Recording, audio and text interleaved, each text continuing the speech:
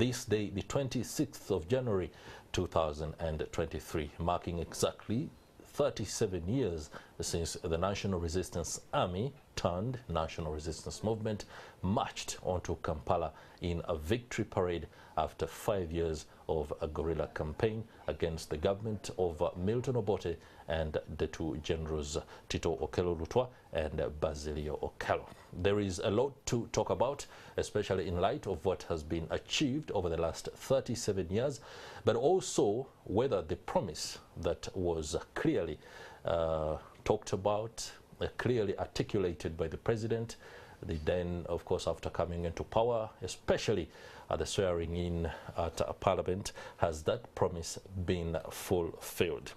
Today's theme for the celebrations is one that, of course, speaks to the fact that the National Resistance Movement continues to do everything it can within the powers of an administration to ensure that the economic transformation that was promised is actually achieved. So the theme for this year is resolute efforts to transform Uganda is a promise we shall fulfill. That I must read again. Our resolute efforts to transform Uganda is a promise we shall fulfill. Has that promise found itself in troubled waters, a little bit of headwinds, that the reassurance must come in at this particular moment in time? Joining me for this discussion is the Deputy Commissioner at the National Secretariat for Patriotism. That is Mubarak Magomu. A very good morning, Mr. Magomu. Good morning. How are you doing, and happy NRM Victory Day? We are there. You're there. Victory Day, and we are there celebrating. Okay. Yeah.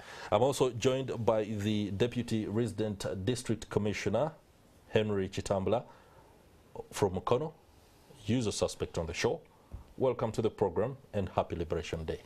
Thank you. Happy Liberation Day to you and to all Ugandans. Good. I have deliberately used the two words, liberation and Victory Day. There is a bit of context within each. I would like to ask Mr. Mubarak Magom to take us through what is liberation and what is victory. Because there are those who are saying what we are marking, commemorating today, is a victory of the National Resistance Army, not necessarily a liberation of a nation. What's your take? Yeah, thank you. Now, you know, from the beginning, when you see all the successful states, the struggles that we have been seeing, working on independent grounds, people come with their agenda. Sure. So NRM as an organization, NRA came into the force with based on key ideologies that were formed to ensure that they transform the country. And when we talk about the liberation, we look at what was happening previously before NRA guerrilla war, what was in for about 5 years up to 1986. You are aware about the 10 points program, promising people about how we need to have a secure country with a lot of security. I think nobody can dispute that. We will talk about issues to do with democracy. You're aware that when you see people participating in the politics of sectarianism, having a political party based on religion, based on a tribe, I think NRM was very good, said, no, let's see that to liberate this country, we needed to have people who come from different backgrounds, regardless of your tribe, regardless of your religion, to fully participate, specifically for the development and the transformation of Uganda as a country. That's how we would understand as a liberation of the struggle. Because NRM as a party came based on ideas that were formed to ensure that the country becomes transformed. So as we talk right now, we celebrate with a lot of faith that we seem to be achieved. Some of the achievements are very, very clear.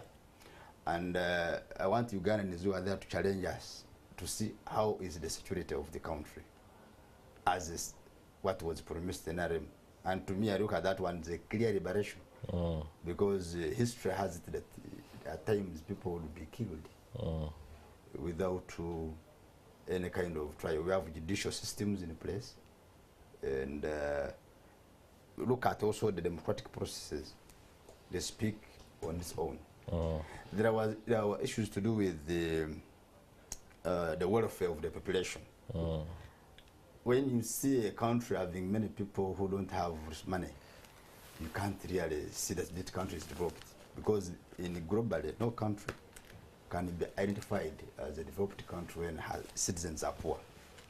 And NRM brings in that element of socio-economic transformation, that people need to work towards having money in their pockets. As much as you have some pockets of people who are poor, but there are efforts by government to ensure that people attain levels of success. Talk about the current programs the government is putting in place. Yeah, we shall be coming to that, and of course examining exactly how they impact on the population. But allow me give an opportunity to Mr. Henry Chitambula, the Deputy RDC. And I want to begin from the two words you have used. All right. Was it a victory to those who went to liberate the country? Definitely it was. Because those who went to the bush, their main aim was to liberate Uganda. So if they achieved it, then it was their victory. It was their victory. It was the victory of all Ugandans, because Ugandans supported the liberation struggle, if you remember very well. They supported the liberation struggle. There are civilians who sacrificed food.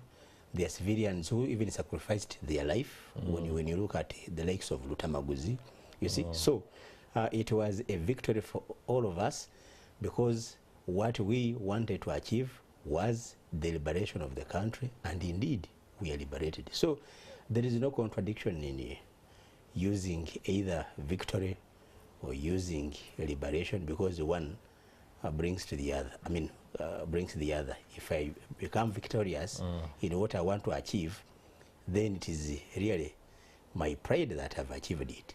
So they went with the mission of liberating Uganda.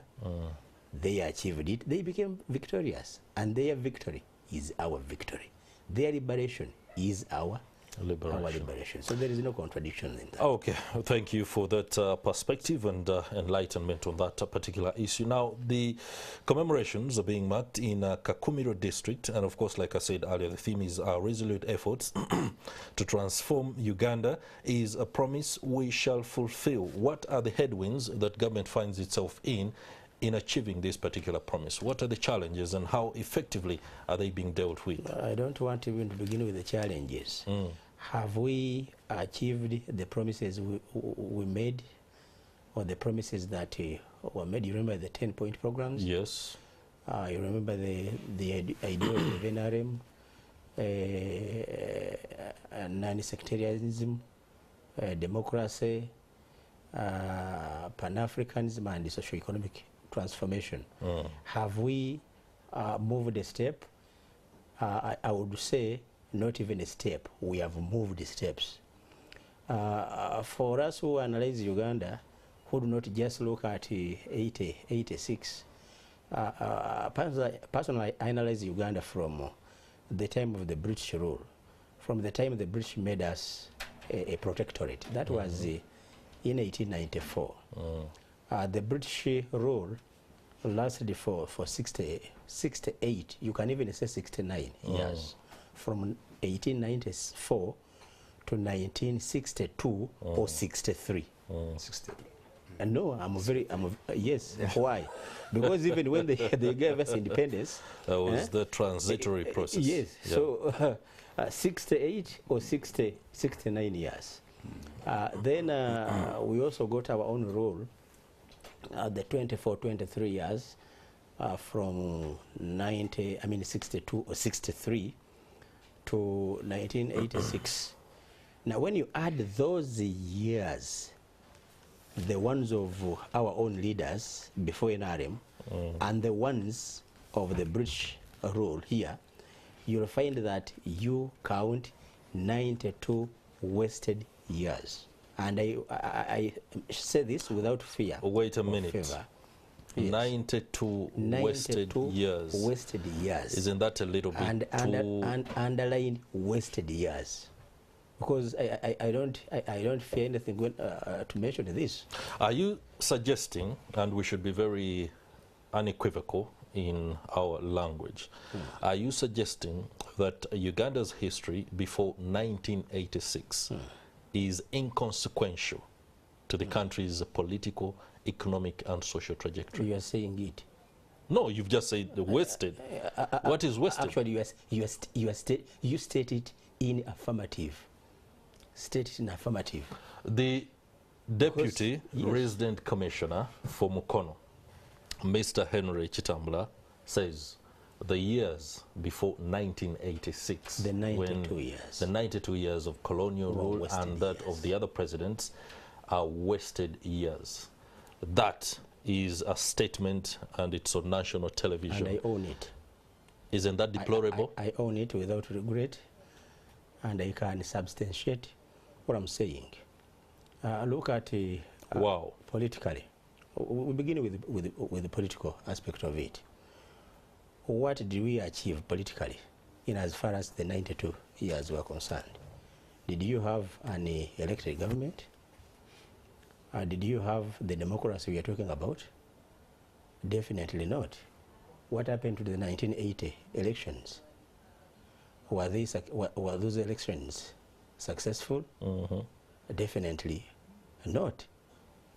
Now, I don't even want to waste time on the political situation in the 92 years. We go to the economy. The 68 years of the British rule, they tried to establish, for example, a dam, the Owen Falls Dam, with I think less than 180 megawatts. And we had that for the entire 68 years. One dam with the less power generated, a few industries. When you look at the road network, when you look at the GDP, when you look at the education, education, we only had one university for the 66 years, actually for the 92 years. The communication industry, where you are now enjoying how many, what was there apart from UTV and and Radio Uganda. Henry Chitambula, allow me interject at this point and pray and ask that we be as honest in our submissions as we can be. We are on national television, and I must say personally, it is shocking to hear the blatant dismissal of a nation's history prior to 1986. Allow me ask Mr. Mubarak History Magum. can be good or bad. Allow me ask Mr. Mubarak Magum. You may find yourself pained to agree or disagree with Mr. Chitambula. Uganda before 1986, the foundations that were created are still very much evident in the conduct of government, in the running of the economy, and how the structuring of society is right now. Is it in order for an official of government to say it's a wasted era in the country's history? Yeah, now, true, of course, but what is clear is that, like he was giving us the history of our pre-colonial history, what we went through from the time we were led by the British up to 62. And some of the things, of course, that, for example, were in education sector, for example, could not deliver Ugandan to a quality nature that we need. And that's why the government now, for the last 13 years, came up and thought about how do we develop the new knowledge that can help people. That's why now currently in our senior ones and senior twos have the new curriculum meaning that some of the things that could not deliver to the expectation of Ugandans at the time before independence. It seems to be that. So one way, he may be right depending on the context of what we saw. Because do you believe Mr. Chitambula is right? In the context of what he's saying. Yes. Because now, look at the education sector. If we were happy with what was established, we would be now having the same curriculum in secondary schools. But we want to make a change, a reform, so that we give citizens the quality education that will make them deliver this country. A lot of things have changed, my brother.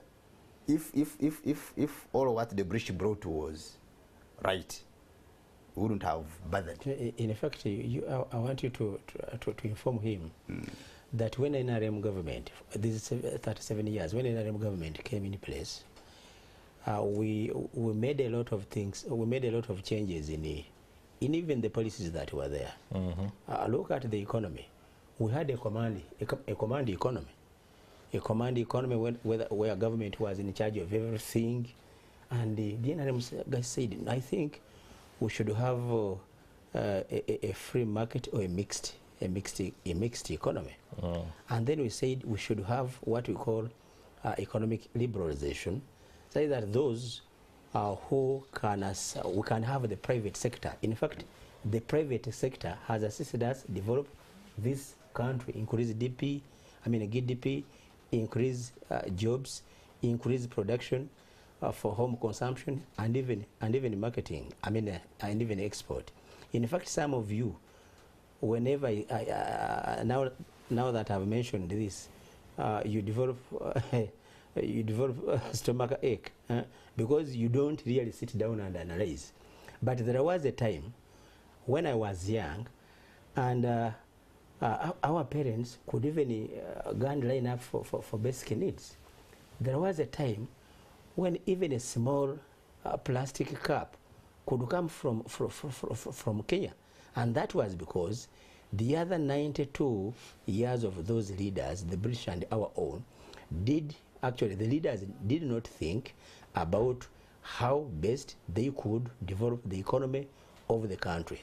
So to me, when I look at the developed private sector in Uganda, where you're also working, when I look at the liberalization of trade that we have in the country, actually the economy generally, not only trade, the education, health, mention, I see that we are moving on the right track. In fact, for me, whenever they say we shall fulfill our promises, for me, I change the language and I say we are fulfilling our promises, because indeed that's what we are doing. Mr. Henry Chitambula, the Deputy Resident District Commissioner for Mukono there, of course, giving a submission. We shall go for a short break. When we return, we shall be joined by another guest, a political analyst, who will help us, of course, bring some perspective to the issues of the day in light of commemoration of 37 years of the national resistance movement that came to power in 1986 on this very day as the National Resistance Army. To stay with us, guerrillas marched onto Kampala, of course victorious after defeating the forces of the generals Basilio Okello and Lutwa, of course after fighting another 5 years of protracted war against the government of Milton Obote in the jungles of Luwero. Today, the commemorations are being held in Kakumiro district, and the theme that has been shared by the National Resistance Movement, our resolute efforts to transform Uganda, is a promise we shall fulfill. In studio, we went into the break. I was speaking to Henry Chitambula, the Deputy Resident District Commissioner for Mukono, as well as Patrick Magomu, Deputy Commissioner at Mubarak Magomu. No doubt about that. I apologize for the mishap. Let me return and introduce somebody else who is joining us, Mr. Tabalanga, political analyst. Jonathan Tabalanga, I must emphasize. Welcome to the program. Thank you.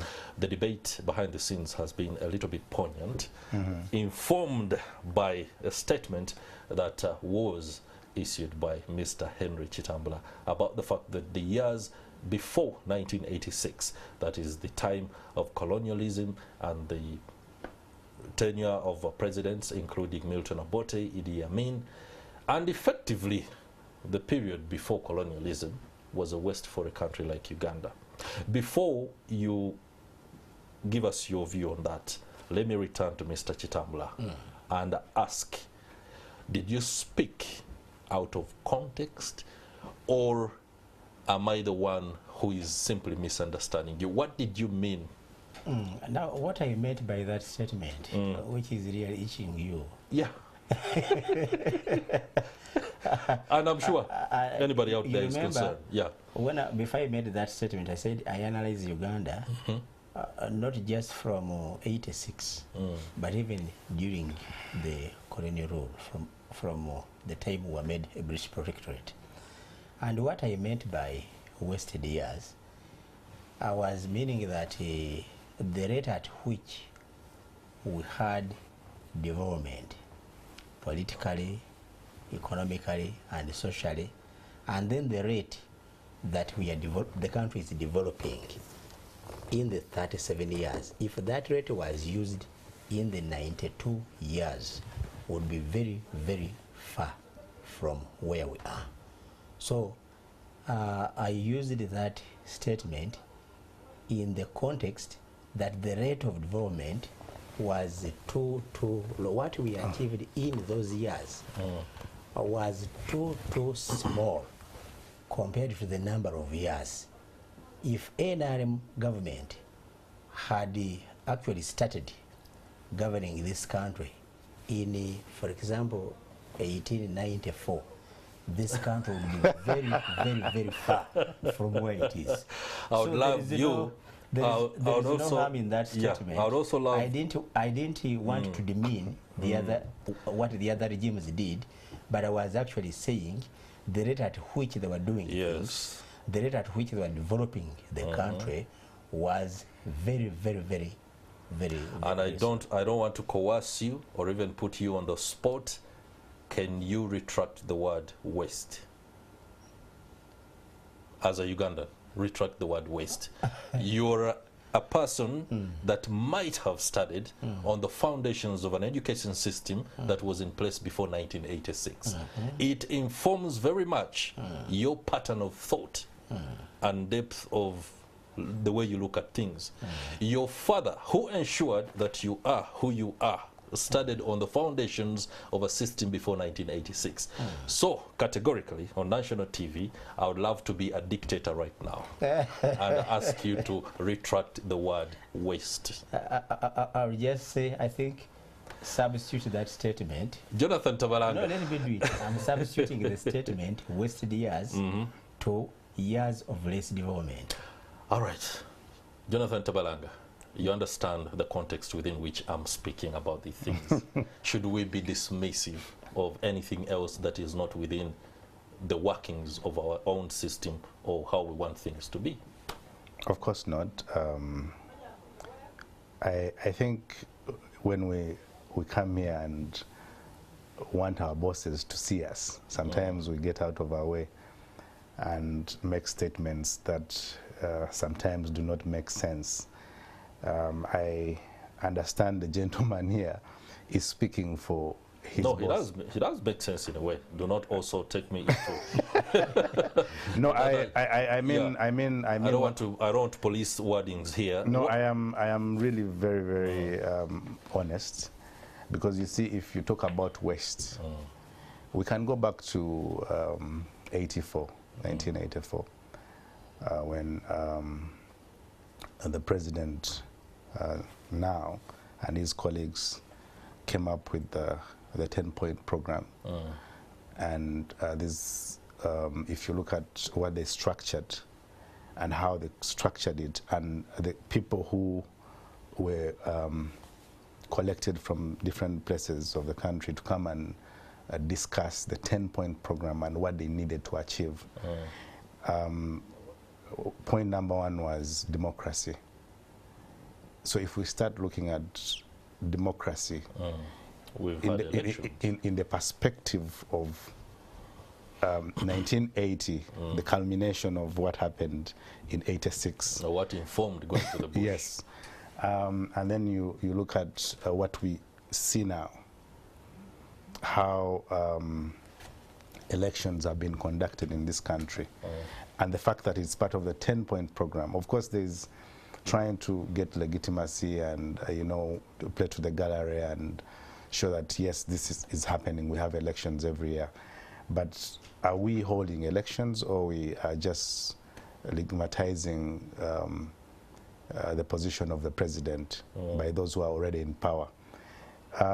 If we talk about security, which was point number 2, are we really enjoying what was crafted in the 1984 document? I think there are questions that you would ask. So quickly use a minute to wrap it up. I would love to link to the gentleman in Kakumiro so we can get an update on what exactly is happening Yeah, there. so for me, I think, of course, we cannot be dismissive of what NRM has achieved. A number of things have been achieved, but also there's so much that has gone wrong within that period of 86 to now. And these are 36 years. We have not even reached 50,000 kilometers of road in this country in terms of tarmac for a period of 36 years. Where are you getting that statistics? I am here on national TV. You'll give me your statistics. And you can also share some. yeah, UNRWA so- has statistics, Yeah, of course, so, on the website. but if you look at the country like Very Tanzania, quickly, yeah. a president was in power for less than 10 years and he constructed over 50,000 kilometers of road. Mr. Jonathan Tavalanga, allow me just disrupt that submission. Return to studio now and go to Mr. Mubarak Magomu, the Deputy Commissioner at the National Secretariat of a Patriotism Corps. When you talk about patriotism, today there are questions on what is patriotic and what is not. What is the conduct that people should be seen as patriotic for? When we see concerted effort by the government to educate Ugandans, to help us understand what patriotism is, some people might begin to say, why should patriotism even reach a point where we have to teach people to be patriotic? Why don't we establish a system, a way of life that helps people feel patriotic, the love for country, the need to do good at every opportunity? What is the mandate and how are you fighting on this when it comes to entrenching patriotism within the Ugandans? Yeah, thank you. First, I think what I need to tell members that patriotism has a mandate limited to post-primary institutions for the last sort of years. Post-primary. Yeah. Yeah. And the idea here is that the government has an aspiration that when we prepare the population as young as they are, because they will be definitely joining the population Yeah. with informed mind. The truth is that many people have had a lot of criticism on why should patriotism be taught or not. But we also have a feeling that there are those who teach how to hate. And there are meaning that when you, to make somebody, yes, Yeah. to make somebody good should be taught. Should For also be example, taught. You, when you are still young, you were told, all of us here, we are not naked. Somebody must have told you to put on the cloth. So equally true is that for us to have a quality population, we need to guide, give a direction. And this is in line with our constitution that was put in by our members in 1995, according to national objectives and directive principles. State policy guarantees everybody to be patriotic. Now, maybe what we need to go in is that when we talk about patriotism, that of course means love for the country, cannot only be seen in a definition. We can only see that in actions and practices. For example, when we prepare the population to get involved in hard work and have food at the table for survival, that is patriotism in its nature. If the government has other programs deliberately that is going to be given to the population to remove them, come out of poverty, and they are not well prepared, they will definitely misuse those programs. For example, we have youth livelihood programs, or WC. The government made an attempt to give people, but you have the information that some people normally take these things for granted simply because they are not prepared. So the only assured system that can make this person achieve the economic welfare at household level is empower their mind that what we are giving you is definitely to make you sustain. No country in the world will be recognized as a developed country when her citizens are poor. So that's the focus, that once we train people, first of all, there's universal primary education, universal secondary education, with an aim that when people are enlightened, there are possibilities of maneuvering through to get things and work on their own welfare. Okay. We shall not leave what the government is doing because the government has been mandated to work for the people, have roads, have what. But people should be prepared mentally to use what the government has planned and put for them there. Yeah. Jonathan Tabalanga, when you speak about the 10-point program, many times taking on the government and doing an audit of this particular blueprint is sometimes harsh. Why? Because we are all humans and we tend to change course depending on the circumstances in order to do what we plan to do and achieve most of what we want to achieve. When you look at the deviation or diversion from what the NRM had set, it is a case of responding to the times and the challenges of the day. In doing that, should we look at that as failure, or it is something that we should address ourselves to as evolution of governance and the need to respond to the issues of the day? It could be both evolution and failure. One, if you look at point number 7, which is elimination of corruption and misuse of power, Chris, what do you see? Do you think corruption has gone away? Because we've been singing 86 to now, and now it has become endemic. It is institutional corruption.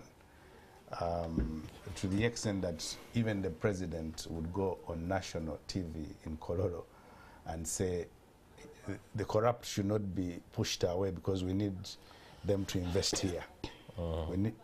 That is the statement from the head of state. I think he is... He also had a context within which he was saying that. yes, I know, but Mr. Chitambula will educate us. But you see, listen, we know that corruption is one of the I think the biggest problems we have as a country, because we can talk about misuse of power, but where does misuse of power come from? Yeah. Because if you're talking about democracy and the principles of governance, misuse of power is embedded in those principles. Like, for example, if you're talking about accountability, rule of law, if there is no rule of law, then there is misuse of power. Okay? So for me, if we're talking about democracy, we cannot effectively talk about democracy when there is endemic corruption, because corruption disadvantages democracy. Okay? So for me, if you point number 7 and number 1 of the 10-point program, even if you don't do the rest, for me that has been an absolute failure. Mr. Chitambula, Yes. Listening to Mr. Tabalanga, you are, of course, you could be forced to say, well, there are things we must look at objectively. It doesn't even matter whether we are National Resistance Movement or we are Kabaka Yeka. First of all, I want to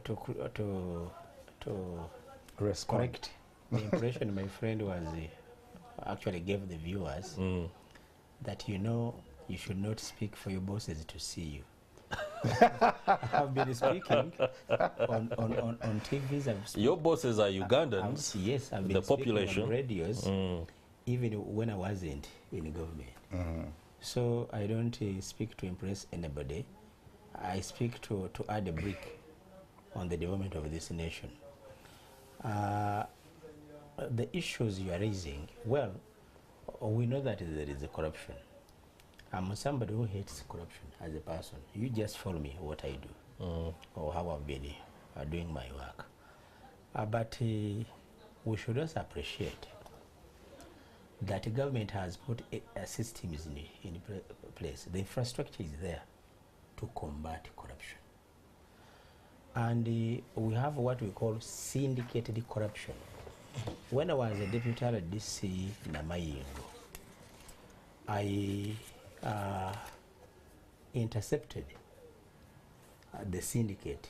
There was a syndicated corruption in YLP, where the assistant cow and the sub-accountant, YLP being the youth livelihood program. yes. Yeah. So they could swindle money for 3 groups per financial year. And what they could do, the chief who was behind the cooking could be transferred. Every financial year this chief could be transferred. So where he goes is where the ghost groups could be created. And they were smart because the maximum amount is 15 millions. So they could give one group 15 millions, another 13, another 13.5. You see, so it was very hard for the system to really intercept this indicated corruption until when I went there.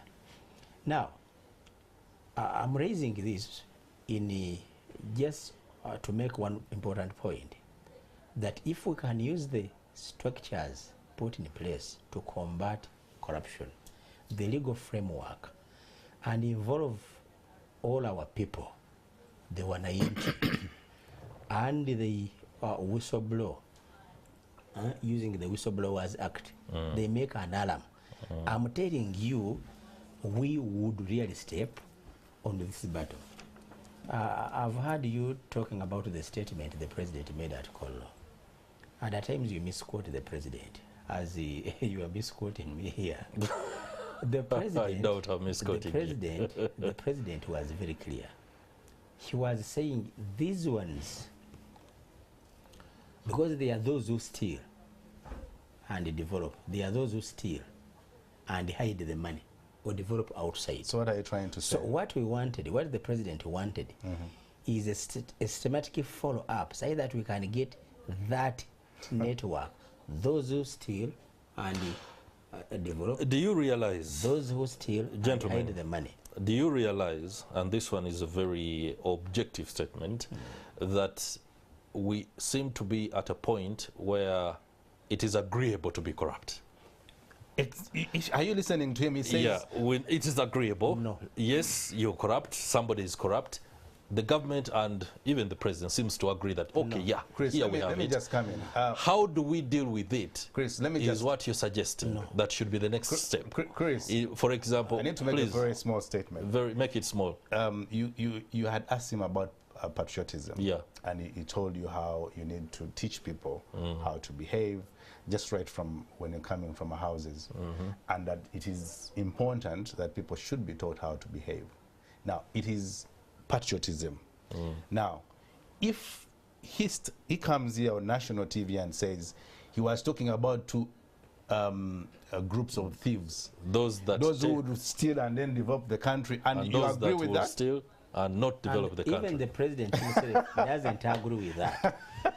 No, because you said I quoted you out of context. Let us understand this very well. Yeah, Mr. Magomo, you will help us before he comes in. But right? just if you want to fight corruption, first of all, put the infrastructures there, and we have put the infrastructures there. The IGGZ issue was majorly on the lifestyle audit, and the president, as somebody who thinks for this country, when you go into my lifestyle audit, I may abandon that and hide the money in boxes in the house. I may abandon the lifestyle and invest out of the country. So let us slowly handle you. We say you are doing this. Where did you get this money? Mr. Your salary is Magomo, like this. how does the national patriotism strategy grapple with this inconsistency, the contradiction in putting to light how to address the realities of the country?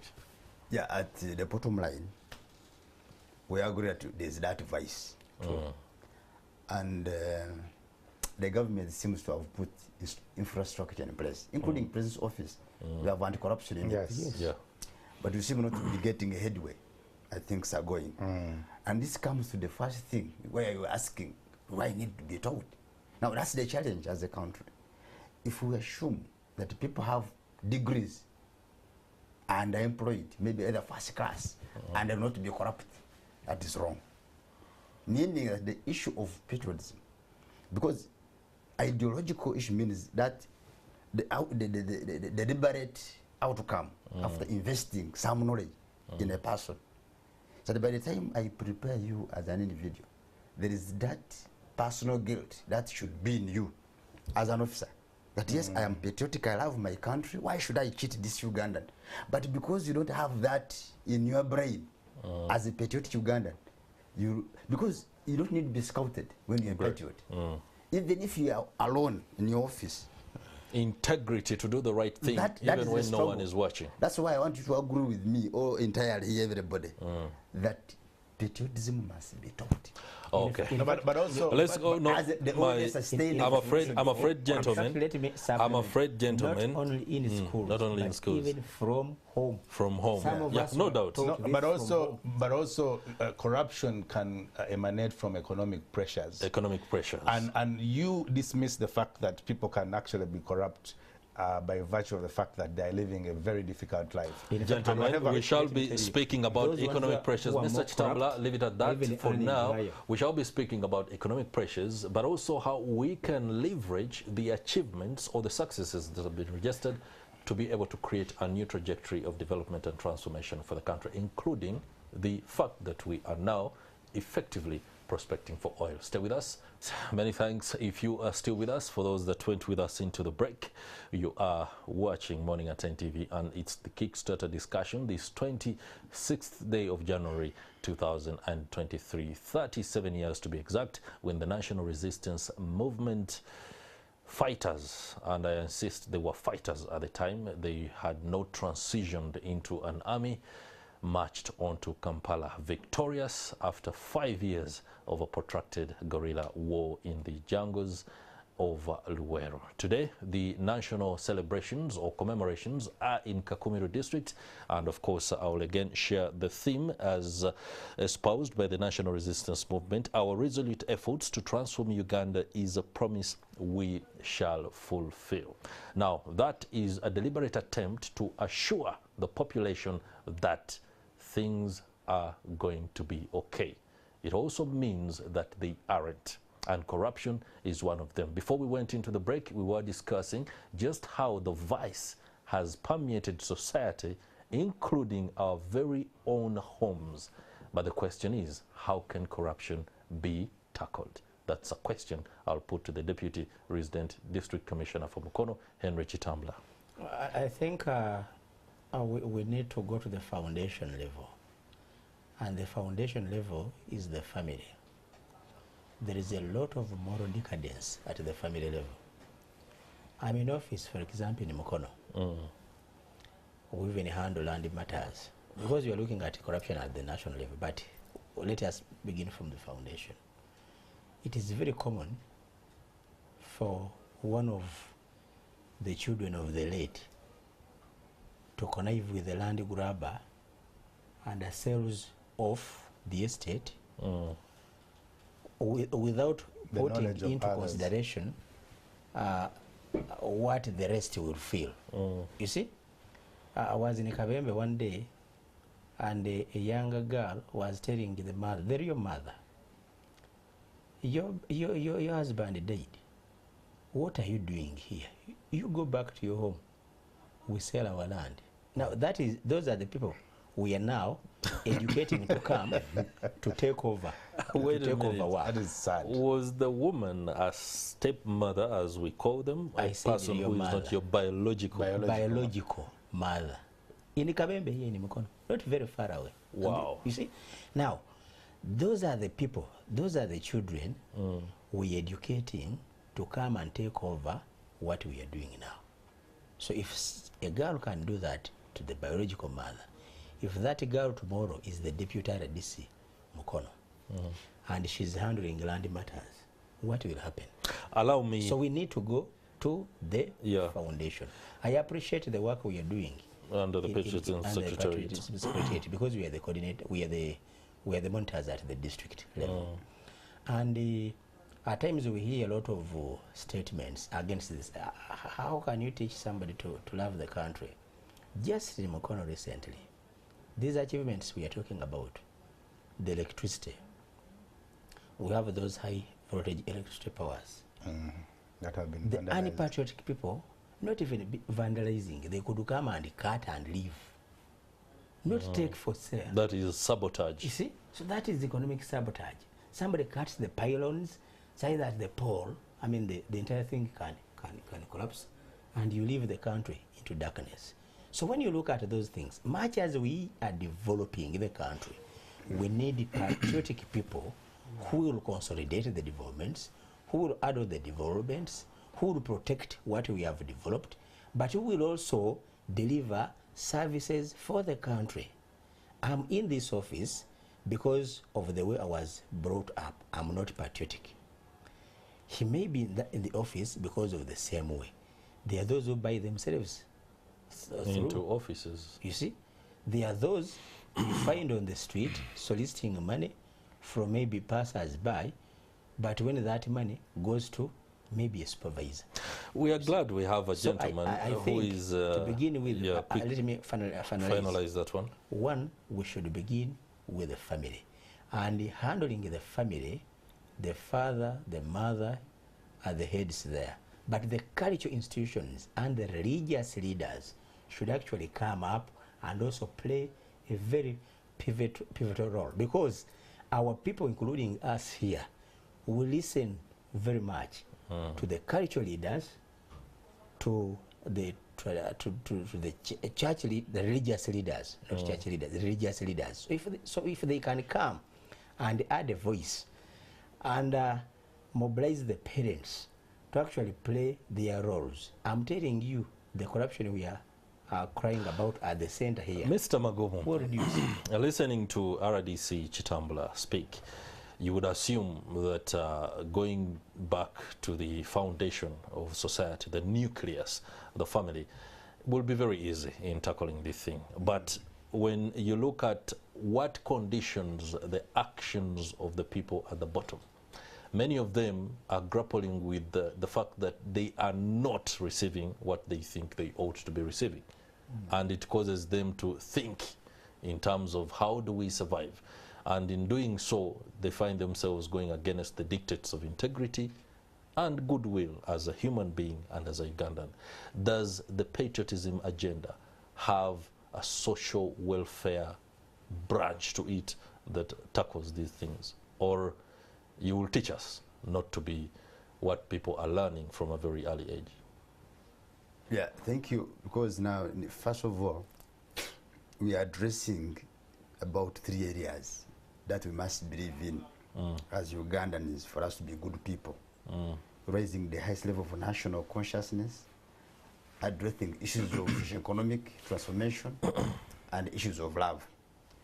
Like the current mandate, like I told you in secondary schools, but I think recently the Parliament, after looking at some of the benefits that this program has done, we're asking, what about these young people outside school? Because ideally, we agree that we need to go down there. That's right. And I think soon, which I don't want to promise now, we think about formation of national service program. National service program. Yeah. That we're in the formative stages moving into a policy. But I think when the Parliament approves this, it will be good for the country. Because the civil servants is talking about, not because they don't have papers, but that kind of lack of patriotism, lack of love for the country will make them mess up. And the content, we are lucky that the content which is there will definitely deliver a person we need very quickly. That area. So as a government in this, all this maybe as a strategy for the government is to ensure that every citizen in this country goes under this training. Perhaps there will be sustainable solution for all these vices. I hear your prayer. Jonathan Tabalanga, we shall be shortly going to Wobulenzi, where our very own Herbert Kamaga will be speaking to Haji Naduli, a historical of the National Resistance Army struggle in Luwero, and one who has come to understand the dynamics of politics from all angles. Of course, I won't go into the emotional aspects that he could be grappling with right now, but corruption is everywhere in the world. The White House has issues of corruption. 10 Downing Street, there could be issues of corruption. How can it be dealt with in the context of Uganda? You want us to go execution style? If you're corrupt, put you on City Square, firing squad? Will that help? Listen, Quickly. I think it was a report from the IGG who, I think she said that we lose over, I don't have the figure, about 20 trillion or something in corruption. In corruption annually, it's a huge sum of money. So I'll need to revisit. If you even look at what we collect as URA, and you look at how much we lose. If you do not take drastic interventions, serious measures, because this is all talk from the RDC and the other people in parliament and of course state officials, because they're the perpetrators of corruption. They don't really care. They can talk about it on television, but the actions of the state. All right, okay. Allow me do a wrap-up of this program, and my guests, I'll begin with Mr. Magomu. In light of the way forward after 37 years, isn't there need for us to honestly own up as a nation, especially from the top, on the aspects that have not gone as they ought to go, and then commit to ensuring that these particular milestones can be pushed in order to be achieved? Yeah, it's very true that when you start looking forward, that's where everybody should really put his aspirations, because as a country, we really need to be transformed. But only appeal is that things may not come on a silver plate, but the players must do their job. Understood. Politics and other areas. Understood. Yeah. Jonathan Tabalanga. For me, I think we need to really reflect on the past and the reasons why 86 happened. We look at a regime of Idi Amin, Obote, brutal and corrupt regimes in that sense. And if we can reflect on the reasons why we went that direction of trying to liberate this country, then we can move forward, because those aspirations of the fighters in Luwero and the ones who wanted to make this country better must reflect the real blueprint of why this happened, yes. RDC? Mine is a call to the general public, all Ugandans, to join us, one, in fighting corruption.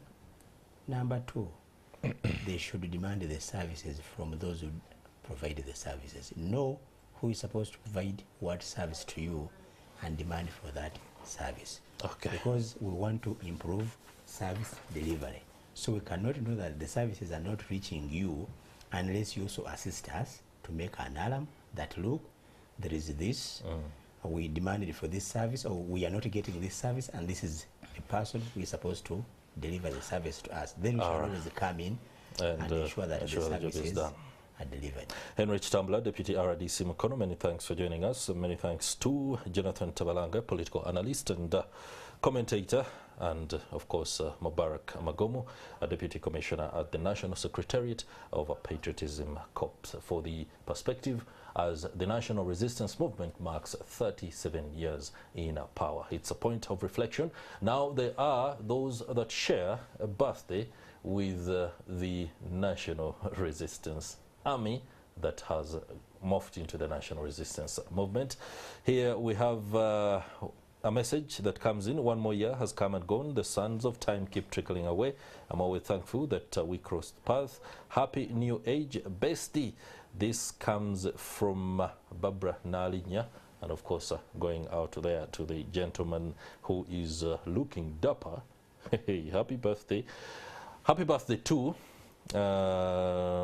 Here is Joan, and the message is a very special person. I pray that you may achieve all your dreams and become a successful woman. This message is coming in from the people that love you. For those that are sending the messages of good wishes and of course birthday, please do ensure that we know exactly who is sending this particular message so that the people can actually also appreciate the fact that you have done a pretty good job. That is it for this edition of Morning at NTV. It's been a pleasure having your company. I do hope that the Liberation Day / Victory Day is a point of reflection for all of us, for those that are in the national resistance movement, those that are in the opposition, those that are seated on the fence, including me, who is no doubt objective. I look at the things as they are here on Morning at NTV. I hope you've had the best and you shall be able to make the best of decisions. We shall see you tomorrow.